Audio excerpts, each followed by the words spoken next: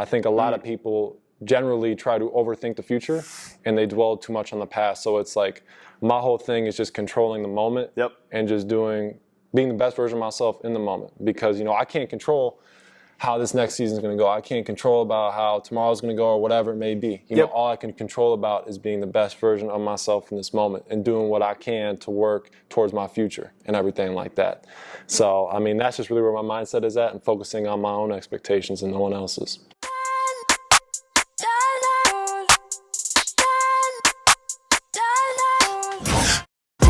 It all speaks for itself. Grinding in silence, ain't nothing to tell. When we step on the court, we gon' bring it to light. And we stop and pop like we caught of the light. Stop asking what's wrong with me. You already know there's a dog in me. Yeah, there's no stopping my focus, man. Make sure all my people gon' ball with me. Yeah, I came to compete, I'm a dog with it. Yeah, I came to compete with my paws in it. What's up, CTA family? Welcome back to the Compete Mentality Podcast. The Compete Mentality Podcast exists to motivate, educate, and inspire you guys to compete. Our definition of competing is doing what God calls you to do, even when it's hard. Super excited to dive into the podcast today. On the podcast, we have the man, the myth, the legend, Rocco Muratori, 7'3", Stony Brook center. And excited to hop into your story today, Rocco. Thanks for joining us, man. Hey, appreciate you for having me, my guy. Absolutely. Rocco, we always chop it up at the beginning about one of our favorite topics, you know, hooping. Okay. Hoopers love food, right? Oh, yeah. So, like, it's like the bond, right? So you come train here and, like, you bond over food, right? So, curious, Stony Brook. Tell us about Stony Brook. Where's Stony Brook at? So Stony Brook is in Long Island, New York. It's in Suffolk County, which is like just east of the city, about like an hour east. So, but it's a cool little place. It kind of reminds me more so of the Midwest, to be honest with you. I mean, it's a big school, like 26,000 kids. So it's got like a Midwest type of vibe. You know, it's not too isolated from the city, but it's isolated enough where you can get that peace and quiet. That's cool. So if I'm visiting you at Stony Brook, need to make that happen here. Okay. But if I'm visiting you there, where are we going to eat and what are we getting? Okay. So to be honest Don't disappoint me. No, yeah, I can't disappoint you here with this one. So to be honest with you, I really don't have like a set place I really go to be honest with you. But me and my dad just hit like this diner. I forget the name of it. I think it's a Tucket Diner or something like that. But it's like real old school and everything like that. Yep. They kind of like try and make it like the 50s or something. Okay. But they got some good food actually, so it's not American bad. food? Yeah, but I hope to. Yeah, it's like American diner food stuff like that. So yeah. Gotcha. All right. Well, Rocco, we talk a lot about dreams here at CTA, and watched the draft last night. Yes, sir. Okay.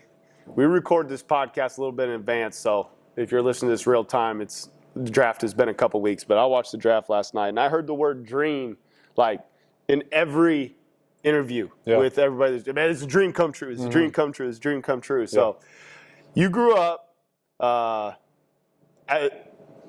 a really cool, actually, you tell our audience how you grew up and the places you've been and the schools you've been from when you were a kid to now at Stony Brook. Got you. So I was originally born in Chicago. Yep. So my family, we lived there for about 5 to 7 years. My mom had a business out there, Botox, what she originally started with before she started getting into radiology and all that. Yep. So we lived there for about 5 to 7 years. And during 2008, when the Great Recession hit, her business got, closed down. Yep. So she had to file for bankruptcy and everything like that.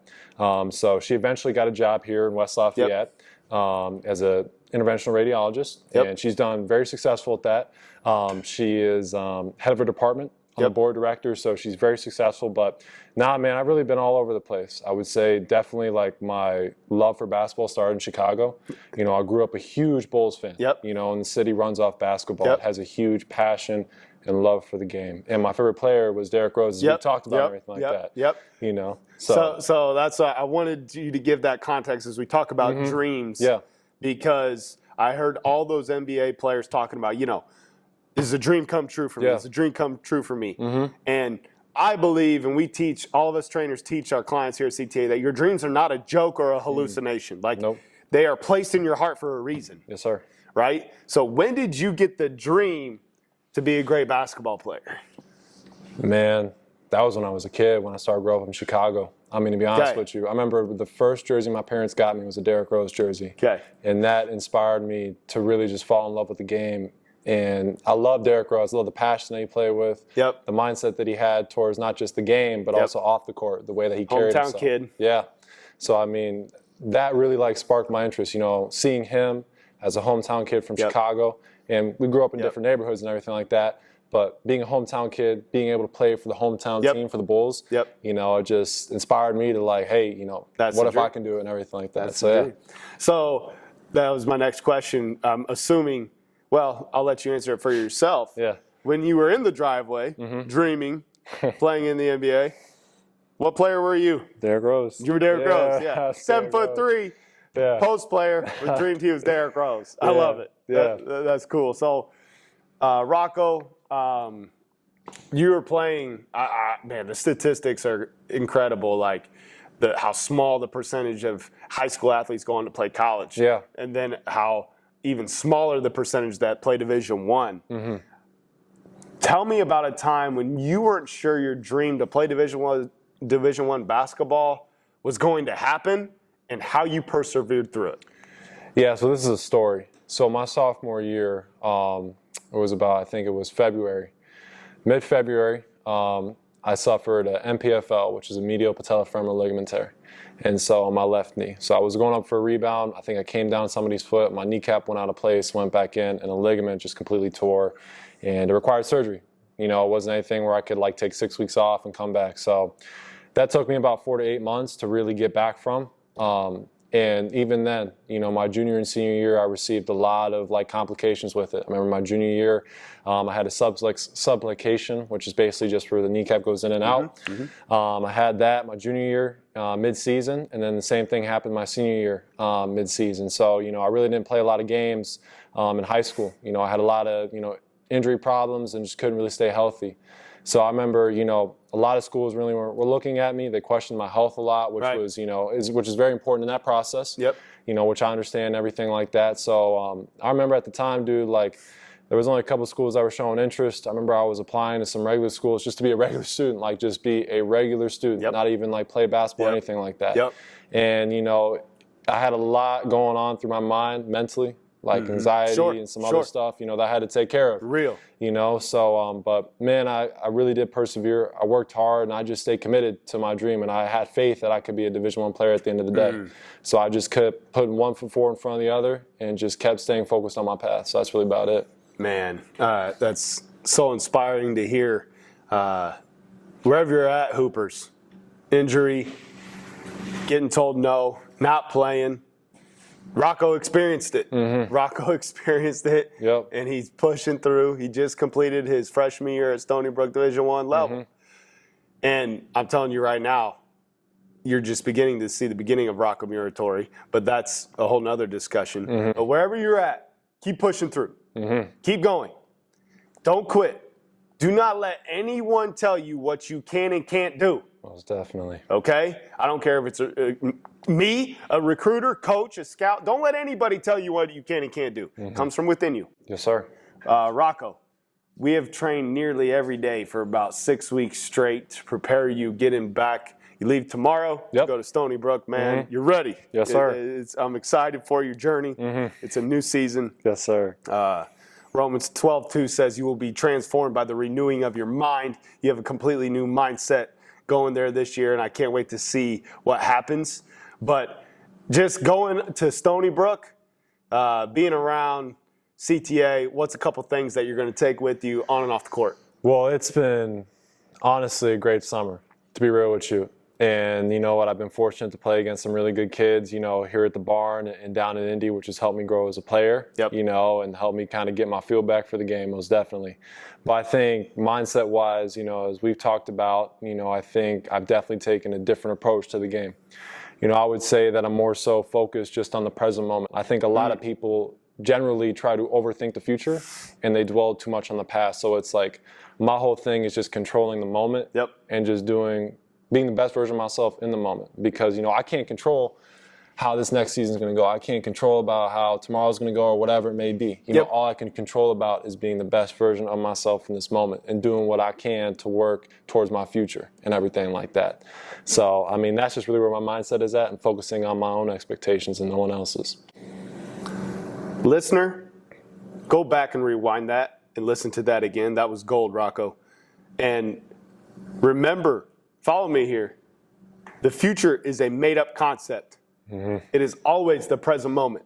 The future isn't even real. We work ourselves up. We get stressed out about, we get anxious about concepts that we completely make up in our mind. And Rocco has done a great job of taking leaps and bounds of growing about being in the present moment and wherever you're at in life, okay? And trust me, I'm the type A coach. I've had to really fight that of being a planner, having a vision, but at the same time, you know, reeling it back. I can't control. Focusing on controlling what I can control, staying in the present moment. Rocco, knowing what you know now, I want you to picture your 8-year-old self. Okay. Where were you in life at 8 years old? 8 years old? Man, we were just moving to Indiana, to be honest with you. So, yeah. Chicago to Indiana? Yeah, Chicago to Indiana, Chicago to Indiana, moving to West Lafayette? Okay. What would you tell, so how old are you now? You're 20? 20. Yep. Yeah. You're 20. So that was 12 years ago. Knowing what you know now and the life experience you have, what would you tell your 8-year-old self? Whew. Man, first of all, there'd be a lot of things I'd tell my 8-year-old self. But I think the most important thing is kind of just what we talked about, man. You know, it's just staying focused on what's important, you know, and I think being committed to what the Lord has for me and His plan and having faith in it. You know, there's not every day is going to be your day. You know, you're going to have great days, you're going to have, you know, good days, you're going to have ugly days. But it's just all about persevering and putting one foot forward in front of the other and just staying focused on your path. And my biggest thing is, you know, when I was younger, and I think a lot of kids do it nowadays, is comparing yourselves to others. You know, I think that's a big thing that I would tell myself, is just focus on you. Don't worry about what other people are doing. Don't worry about the work that they're putting in or anything like that. Just stay focused on what you're doing. So that's what I would tell my younger self for sure. Don't worry about things you can't control, right? Man, that's a good word, dude. Rocco, it's been such a pleasure having you at CTA here for the 6 weeks you've been here. And we talk a lot, all 16 of us trainers, with our clients. We talk a lot about shining your light. Rocco, when he walks in a room, he's got a bright light. He shines it. He makes those around him better. He cares about people. He treats the game the right way. I always know Rocco's going to be on time. He's going to show up on time. He's going to go through his stretching routine before, and by the time it's time for me to work with him, he's ready, hooked up, ready to go. He treats the game like a pro. Yes, sir. He's working on his mind, body, and spirit, and that is being focused on what you can control. Yes, sir. And that is how I know that you're going to go. You're going to go. You're going to reach your dreams. Yes, sir. And we're going to continue to have faith in that. But I just wanted to tell you how much of a pleasure it was having you here at CTA this summer. If you're listening, go follow Rocco on Instagram or Twitter. Follow his success. All you CTA hoopers, go follow him right now, because it's going to be fun watching him at Stony Brook. Tell us a little bit about your schedule here at Stony Brook before we close this out, to give our viewers and listeners an opportunity to hear about what's going on next season. So as of right now, as we get back, we start June 26th. So we start with just like individual workouts and lifting for, you know, these next couple weeks. And then we kind of transition more so into team workouts, team practice, and everything like that. But man, it's busy. You know, it is a grind. You got to be committed to it at the Division I level, and you got to be willing to work and not just, you know, showing up when it's required, doing stuff on your own. So yeah. But what about your team schedule going into the season? Is there some preseason games we need to be watching out for, or conference games that we need to tune into? Tell our audience. So as of right now, we got St. John's scheduled. So the first game in the Rick Pitino era. So we're their first game. So that's going to be a big one for us. And then we play Nebraska. But I think those are the only 2 games I know for sure right now. And I think our schedule will Are those both away? Yeah, both away. Okay, at St. John's, at Nebraska. I think the St. John's one going to be at MSG if I'm not mistaken. I think it may be. I think because I know Pitino's been trying to work with something like that. I have never been to the Garden. Yeah, I have. It's crazy. I may have to try to. Oh gosh, do you know what date that is? November 5th, I'm pretty November sure. 5th. I think Okay. I don't know where it's at specifically, but yeah. That's giving me some goosebumps right here. Rocco, thanks for joining us today. My pleasure. Appreciate your time. CTA family, thank you for joining us each and every week. Got a couple announcements before we leave. Got Transform You, Hoopers, boys and girls. We are sitting right now, if you're watching on YouTube, in the most unique barn in Indiana. Here on Thursday nights in July and August, we have Skill Set, Mindset, 8 to 9:30 under the sunset right here in the barns. I want you. We got just a couple more spots and then we're full. We're shutting it down. If you're interested, go to our website, CompeteTrainingAcademy.org. Also, Dream Season X. This is a high-level coaching group, 10 to 12 individuals, entrepreneurs, CEOs, CFOs, moms, dads, firemen, farmers, whoever that just wants more out of life. You want to max out life. You want to realize your purpose at a deeper level. You want to max out your potential. This is for you. Go to CompeteTrainingAcademy.org. And as always, remember, competing is doing what God calls you to do, even when it's hard.